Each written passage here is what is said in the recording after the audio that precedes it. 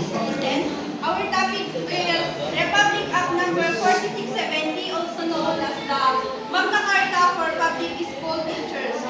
So, ano nga ba ang nakapaloob sa Magna Carta na ito? Ang Magna Carta ay nagbibigay suporta sa mga public teacher schools. Ito yung sumusuporta sa kanilang karapatan sa recruitment, career development, health benefits, leave entitlements, retirement benefits, and protection from discrimination and unfair treatment. So, Article 1, Declaration of Policy Coverage. Section 1, Declaration of Policy. It is hereby declared to the policy of this Act to promote and improve the social and economic status of public school teachers, their living and working conditions, their terms of employment, and career prospects in order that they may compare favorably with existing opportunities in other walks of life, attract and retain in the teaching profession and more people with proper qualification, it being recognized but that advance in education depends on the qualification and ability of teaching staff, and that education is an essential factor in economic growth of the nation as a productive investment of vital importance. Sinasabi dito sa Section 1 ang malaking contribution ng guro sa pag-unlad ng lipunan, kaya sa Section 1, binibigyang suporta ng pamahalaan ang mga teachers. Section 2, the title and definition. Please read at the Marife. You can download PPT? Ang 5. Declaration of Policy.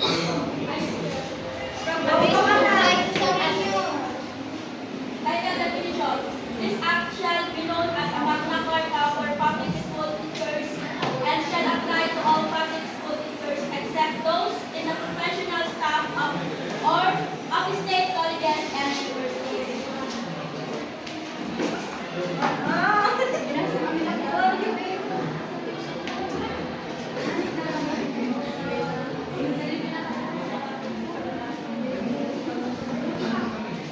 So, sa Section 2, sinasabi dito, yung mga nagtuturo sa colleges, universities, hindi sila kasali sa Magna Carta. Ang kasali lang is yung mga nagtuturo sa high school, elementary.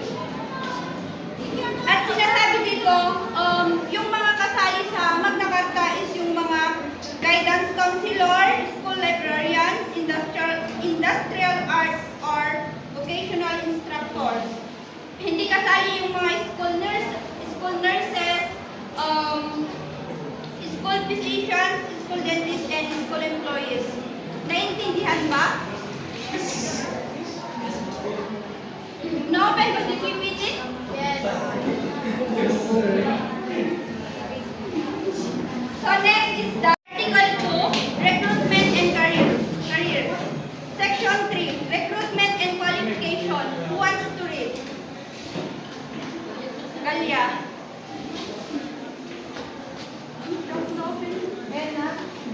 Section 3, Recruitment and Qualifications. Recruitment policy with respect to the selections and appointment of teachers shall be clearly dealt by the Department of Education, provided, however, that effective upon the approval of this act, the following shall constitute the minimum education qualification for teachers applicants.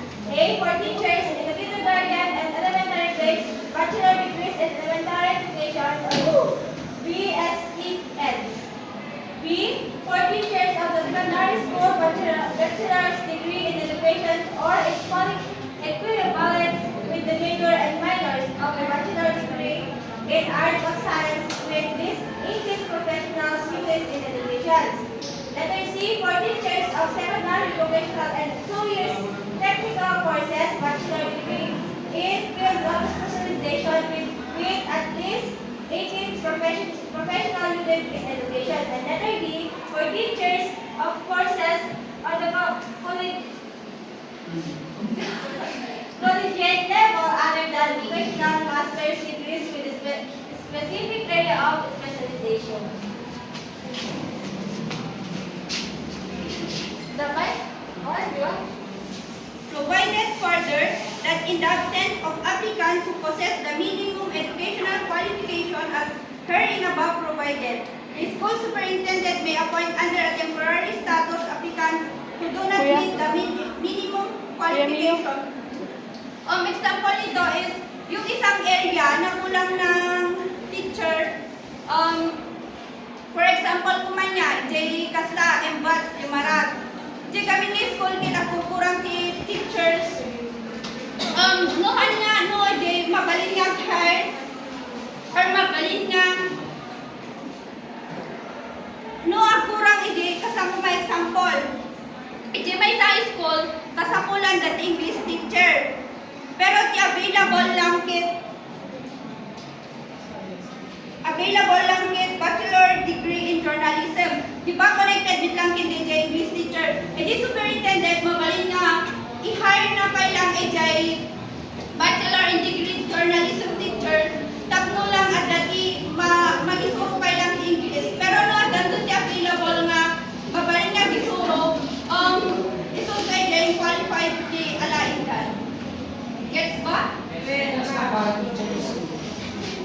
Para siyang para At saka hindi sa kuya, di ba kuya, habang awan pa yung teacher, mabalin suna nga, isukay lang, nagisuro basta, substitute, basta related lang si CJ, vacant nga, basta kumain din yung English, related lang yung journalism. Gets ko?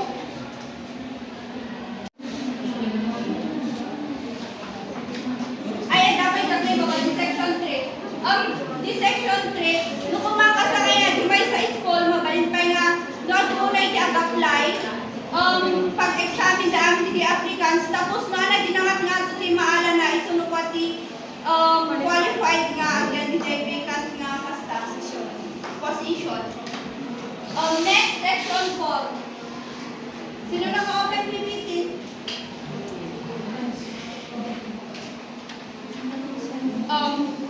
Section 4, probationary period.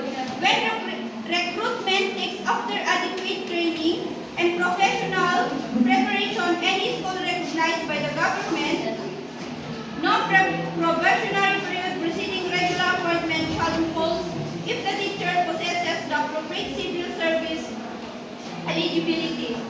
That where due to the exigencies of the service, it is necessary to employ teacher, a person who possesses the minimum educational qualifications herein above set forth, but lack the appropriate civil service eligibility, such person shall be appointed on a provisional status and shall undergo a period of probation for not less than 1 year from and after the date of his provisional appointment. Agihey lang basta. For example, ito, di ba? Sa provisional period, yung qualified teacher and hindi qualified teacher. For example, the qualified teacher is yung let passers. At yung isa, hindi qualified teachers kasi hampay suna nga nakapasatilet. Pero mabalin suna isuro, isura ng pandag undergo ijay probationary period, obserbaring da suna nung kaya namit lang batya isuro, no customit lang or no matagdiran namit lang ijay nga trabaho na. Ito lang nung pati mapanid yung probationary period ijay hana qualified jawang pahampay nakapasatilet. So, basta may iyan ang daw ang galit na niya nakapasa. Pero hana, grabis di 1 year ko 6 months kasi lang mo ko. Kas lang para teacher kuya, pero di para teacher gamin ko 3 years. Gets ko. Next is the section number 5. And then,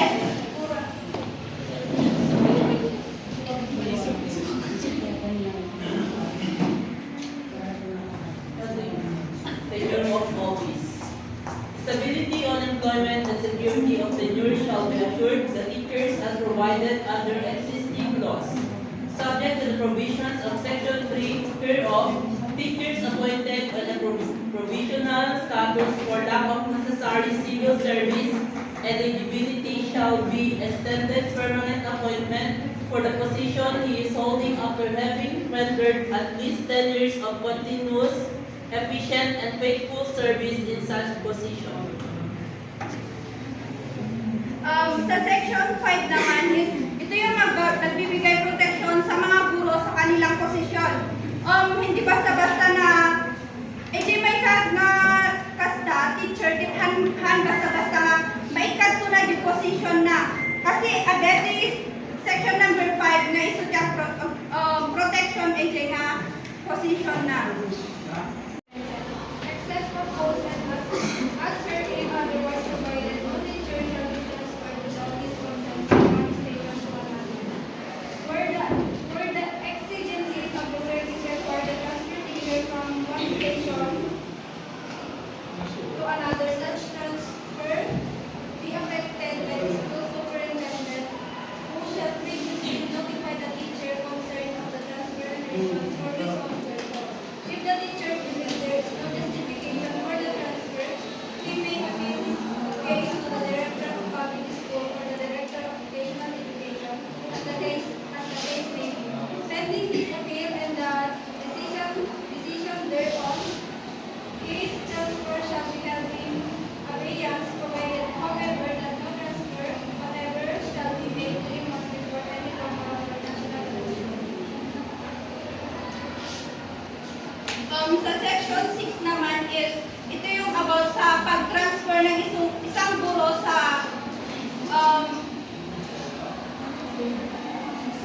another station. Another school. For example, di ba, kadalasan sa mga bagong guro is handa sino dagi guro iti community dahil hindi mapandaw mo na dyan dayo. Mabalinda nga ang transfer, pero dapat valid reason da. Tapos, kung na dito, hindi pwede na mag-transfer 3 months before the election. Dapat, lumalpas election, iso siguro mo pa rin naman. Gets ba? Section 6. Section 7. Kuya pa. Section 7. Code of Professional Conduct for Teachers. Within 6 months from the approval of this Act, the Secretary of Education shall formulate and prepare a code of professional conduct for public school teachers. A copy of code shall be furnished each teacher. Provide, however, that where this is not possible, the reason indicate fiscal resources of the Development and Department of Education, at least 3 copies of said code shall be deposited within the course of the school principal, office of the school principal or head teachers, where they are accessible for use by the teachers. Sa section 7 naman, sinasabi na dapat lahat ng teachers is may copy about sa Code of Professional Conduct for Teachers, or kung lack of resources naman, tulad ng kung nakukulang sila ng pwedeng 3 lang na copy ang nakalagay sa Office of the Principal. Next.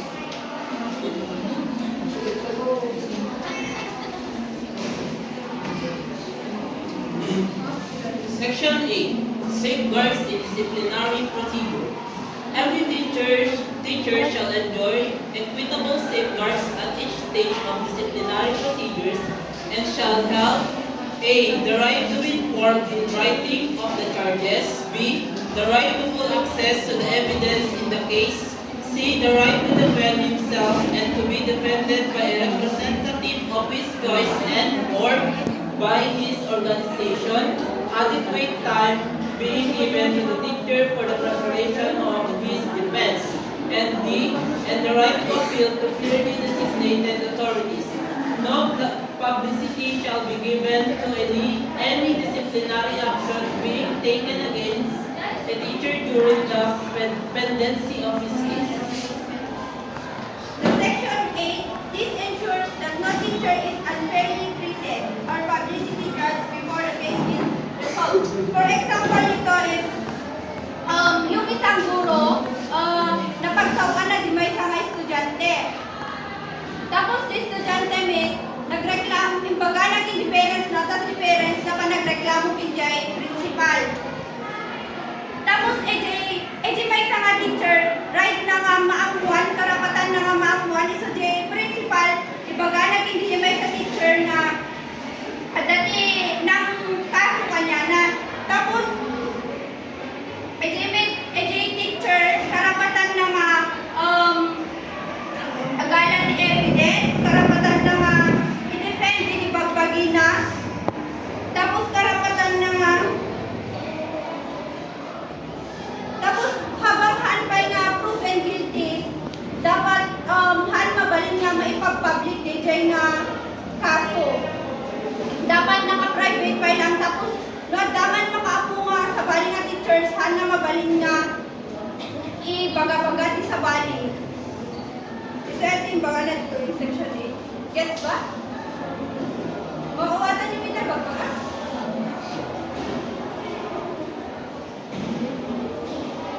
Next, section 9. Date.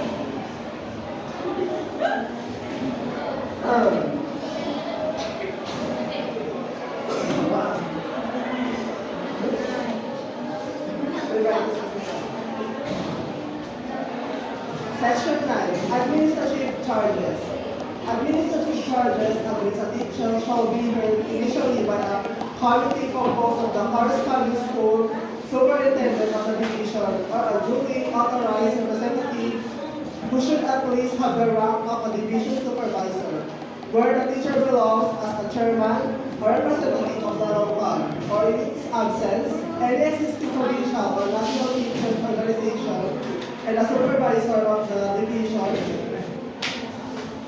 He has to be designated by the director of public schools. The committee shall submit its findings, provided, however, that where the school superintendent is the complainant or an interested party, all the members of the committee shall be appointed by secretary. Dito naman sa section 9, administrative charge is yung proseso ng investigasyon. Di ba sabi ko kanina sa section 8, karapatan ng isang guro bago yung kaso niya. Dito naman sa section 9 is yung proseso ng investigasyon laban sa kanyang kaso. Next, section 10. No discrimination. Julius.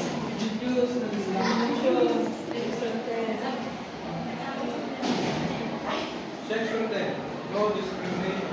There shall be no discrimination whatsoever in entrance to the teaching profession or during exercise or in examination of studies based on other professional considerations. Dito naman sa section 10, sinasabi na no discrimination. Example nito, sa isang school, may nag-apply na transgender kumaya, example na. Tapos, principal, madi na mabalini pagama, ay madi ka dito, ito transgender ka. Dito lang may school, kit pang babae lang. Han na mabalin nga kas dahil discrimination nung na babayolate na nung ito yung section 10. Gets ba? Section 11. Ate Charian. Section 11.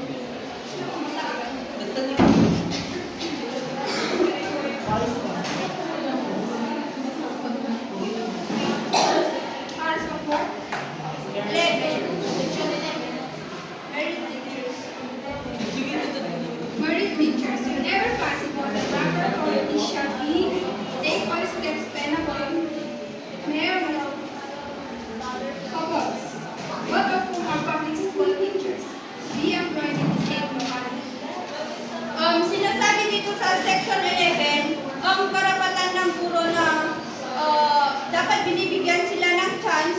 gasawa ko nga dito, nga teachers, kit mabalin ka nga, agkadwa, may sa nga, basta school nga pag-isukuan ka. Section 12, academic freedom. Teachers shall enjoy academic freedom in the discharge of their professional duties, particularly with regard to teaching and classroom methods. Sinasabi dito na karapatan ng guro or free sila kung paano sila magturo. Basta connected, ang ituturo nila is connected sa curriculum. Nasa kanila na kung ano yung methods na gagamitin nila sa pagturo. Article 3, hours of work and remuneration. Section 13, teaching hours. Tagalog.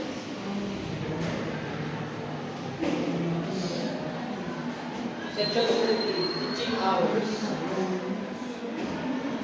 Any teacher engaged in actual classroom instruction shall not be required to render more than 6 hours of actual classroom teaching, which shall be scheduled as to give him time for the preparation and correction of exercises and other incidental duties, normal teaching duties, provided, however, that where the exigencies of the service to require, any teacher may be required to render more hours but not exceeding 8 hours of actual teaching a day upon payment of additional compensation at the same rate as his regular remuneration, thus at least 25% of his basic pay.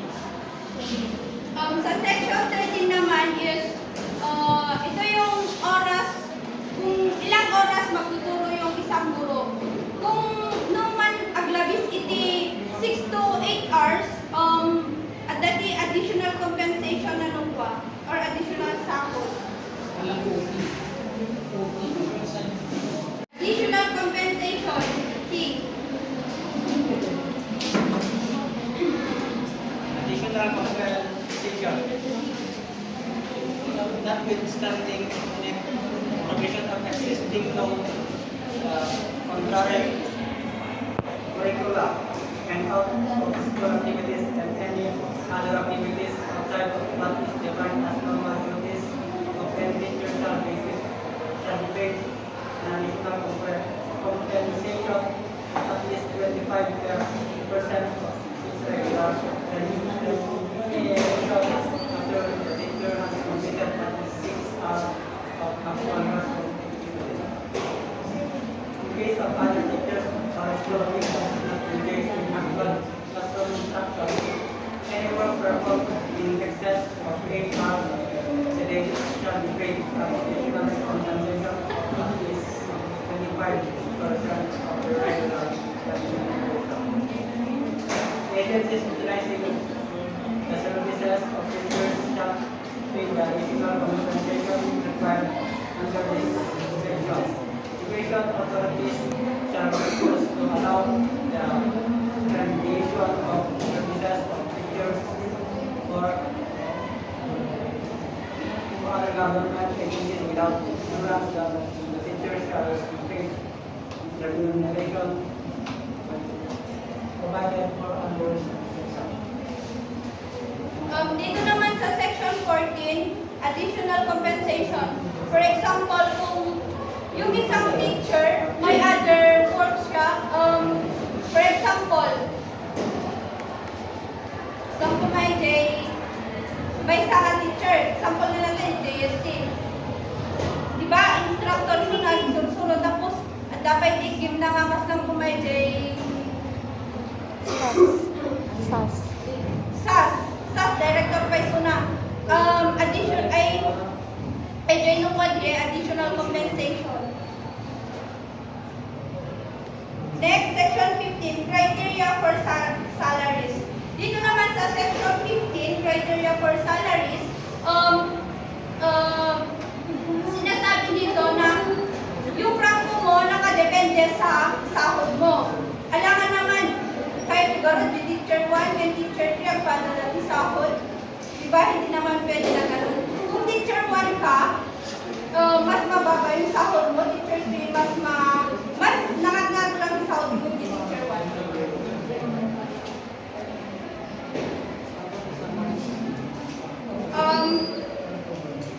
Section 16, salary scale. Ito naman, sinasabi ko, yung pag-angat or paunti-unting pag-angat ng sahod ng isang guro. Section 17, quality salary scales. Allowance.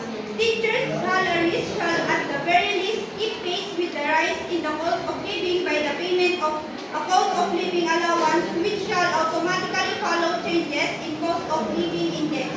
The Secretary of Education shall, in consultation with the proper government entities, recommended to Congress at least annually the appropriation of the necessary funds for the cost of living allowances of teachers employed by national government.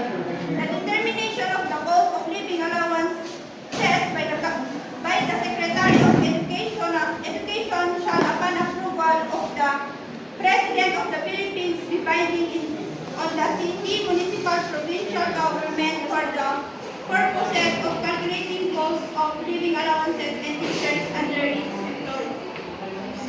Section 19. Special hardship allowances in areas in which teachers are exposed to hardship such as difficulty commuting to the place of work or other hazard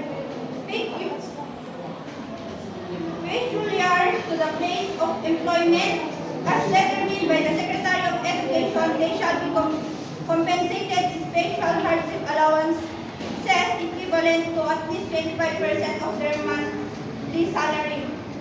Dito naman sa Section 19, special hardship allowances, example nito is yung mga nasa malalayong lugar, nagtuturo sa malayong lugar or yung matagal na biyahe, ganun. Delikado nga pag-isuruan ka. At dalawang special hardship allowance na. Allowance para sa pagtuturo sa pangalip na lugar. Laboratory technician, may mga chemicals. At dalawang allowance. Section 20, salaries to be paid in legal tender. Kung dito ka sa Philippines na tuturo, dapat yung sahod mo is Philippine peso coin.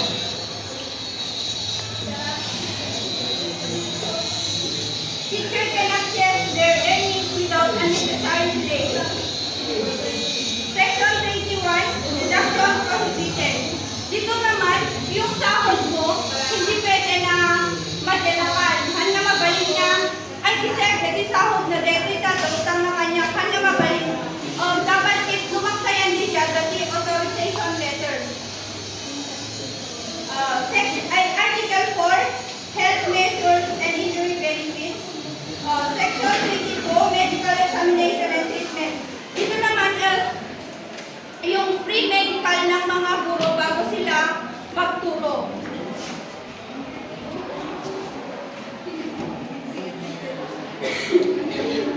Section 23, compensation for injuries.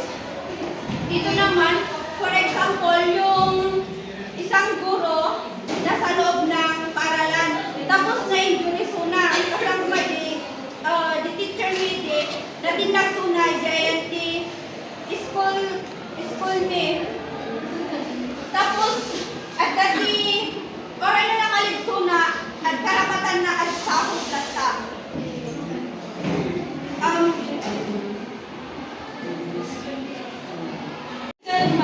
Leave and retirement benefits. Section 24. Study leave. In addition to leave privilege now enjoyed by the teachers in public schools, they shall be entitled to the study leave to exceeding one school earned after 7 years. After 7 years of service. Such leave shall retain accordance with the schedule set by the Department of Education during the period of such leave. The teacher shall be entitled to at least 60% their monthly salary. E di kasang ma-educate no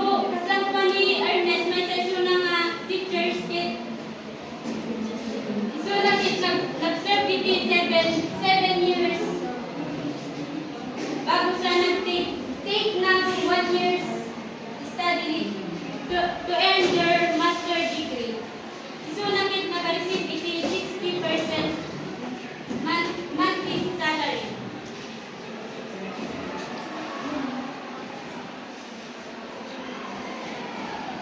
Section 25. Indefinite leave. Indefinite leave of absence shall be granted to teachers when the nature of illness demands a long treatment that will exceed 1 year at least.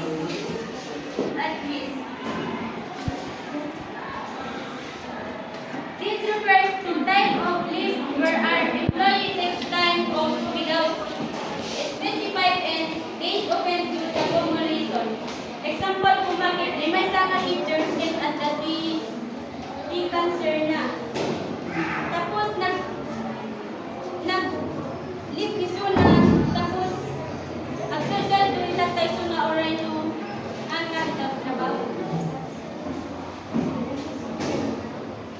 Section 26. Salary increase upon retirement. Public school teachers having fulfilled the age and service requirements of the applicable retirement law shall be given range salaries upon treatment. Which shall be the basis of computation of lump sum retirement pay and monthly benefit.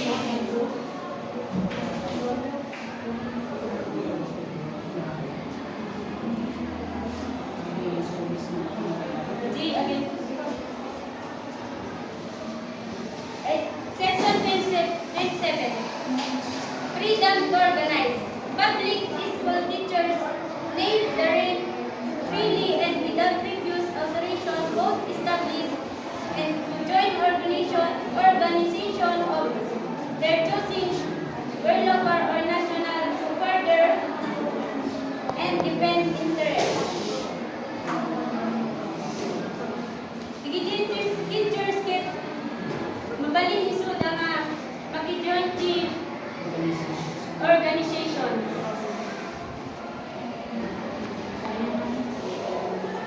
Teacher right to organize and join organization. Section 28. Iti kaslangmis lang iti mga nilistit at iti discrimination.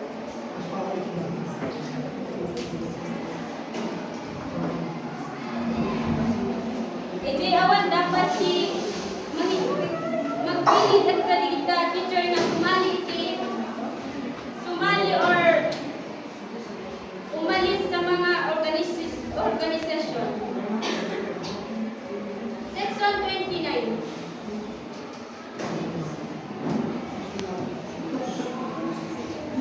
National Teachers Organization. National Teachers Organization shall be consulted in formulation of national education policy and national standards and in the formulation of national policy governing the social security of teachers.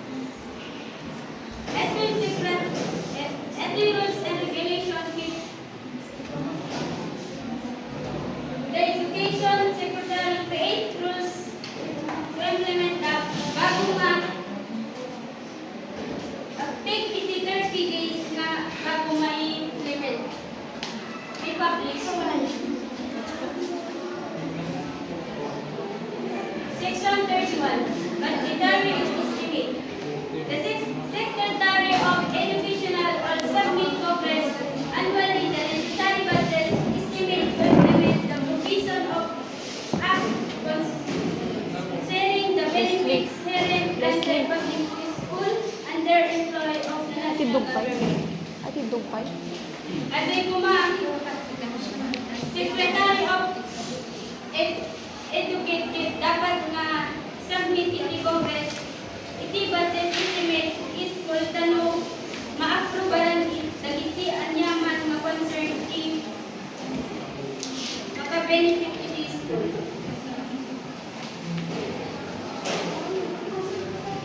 Section 32.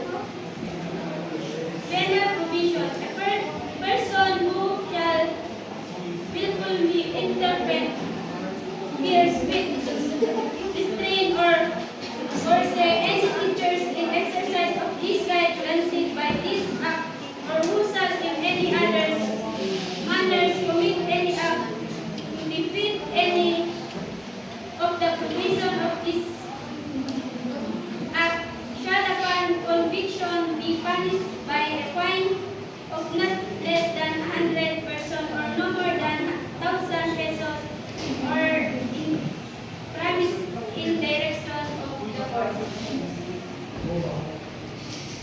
Di penalty case ang nga pwede nga sino man di magpakailaman alam iti nagpapabayad sa mga karapatan ng mga guro ay pwede silang mamulta or makulong. Di section 32.